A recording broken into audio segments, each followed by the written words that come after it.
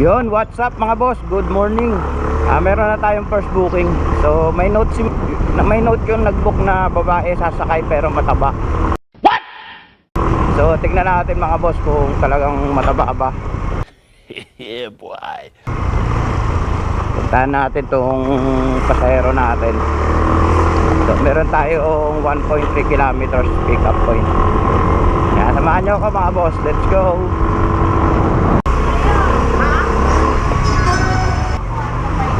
Yun mga boss, nandito na tayo sa pick up location.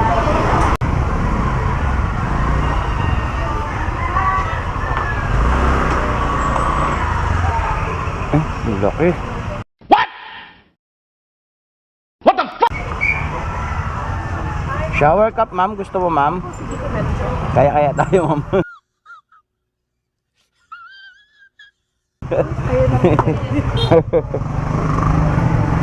Kahapon nakabit lang kami eh. On the beat? Oo, kinaya niya. Kaya?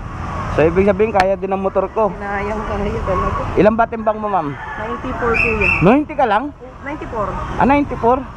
Ewan ko baka 96 na nga yun. Di ba 120? Gago! Maliit lang kasi ako kaya Okay. Ako na ma'am. Wait lang.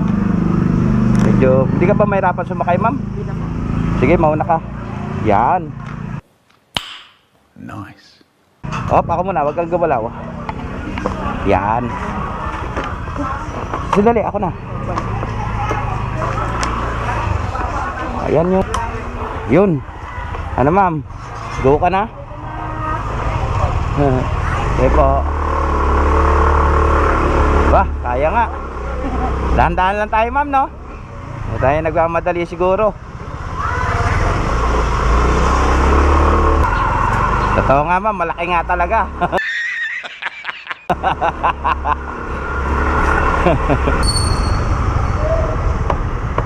Ako na unang bababa ah. Wala.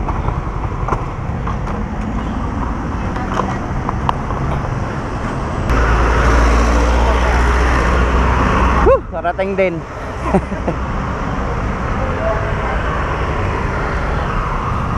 Di ba tayo na flat?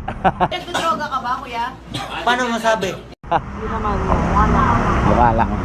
Buti naman, maganda yon. Thank you po, walang problema. Ingat, bye bye.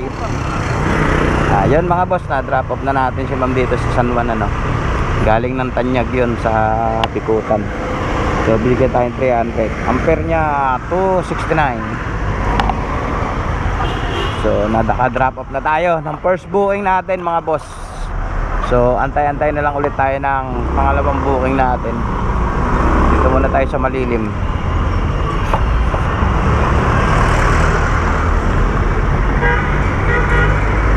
Whew! 269 na pamasahe niya. Meron tayong 300 kay ma'am. So drop off na natin to. Alright. Cheers! Let's go!